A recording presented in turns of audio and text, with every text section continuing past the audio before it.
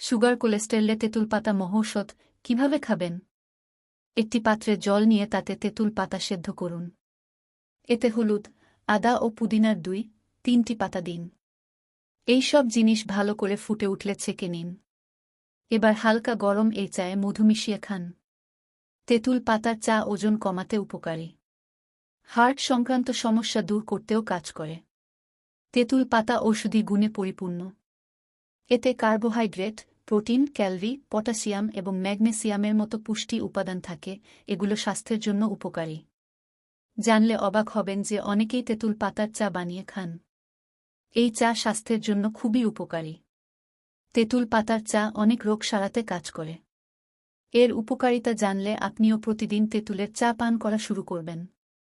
কিভাবে বানাবেন? একটি পাত্রে জল নিয়ে তাতে তেঁতুল পাতা সেদ্ধ করুন। এতে হলুদ, আদা ও পুদিনার 2-3টি পাতা দিন।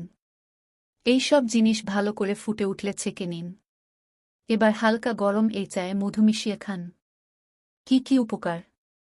তেঁতুল পাতার চা ওজন কমাতে উপকারী। এই চায়ে স্থূলতা প্রতিরোধী বৈশিষ্ট্য পাওয়া যায়। এগুলো মেটাবলিজম বাড়ায় এবং ওজন কমাতে সাহায্য করে। তেঁতুল পাতায় অ্যান্টিঅক্সিডেন্ট এবং ফ্ল্যাভোনয়েড থাকে। এগুলো হার্ট সংক্রান্ত সমস্যা দূর করতে কাজ করে। ডায়াবেটিস, কোলেস্টেরল কমাতেও এই চা উপকারী। তেঁতুল পাতার চা পান করা পরিপাকতন্ত্রের জন্য উপকারী। এটি খেলে হজম শক্তি ভালো হয়। এই চা পেট সংক্রান্ত সমস্যা দূর করে। তেঁতুল পাতায় অ্যান্টিঅক্সিডেন্ট থাকে। এটি রোগ প্রতিরোধ ক্ষমতা বাড়াতে কাজ করে। তেঁতুল পাতার চা খেলে ঠান্ডা ও ফ্লুর মতো সংক্রামক রোগের ঝুঁকি দূর হয়। তেঁতুল পাতার চায়ে প্রদাহবিরোধী গুণও রয়েছে, যা ফোলা ও ব্যথা উপশম করতে সাহায্য করে। তেঁতুল পাতার চা খেলে করলে ফোলা ও ব্যথার সমস্যা দূর হয়।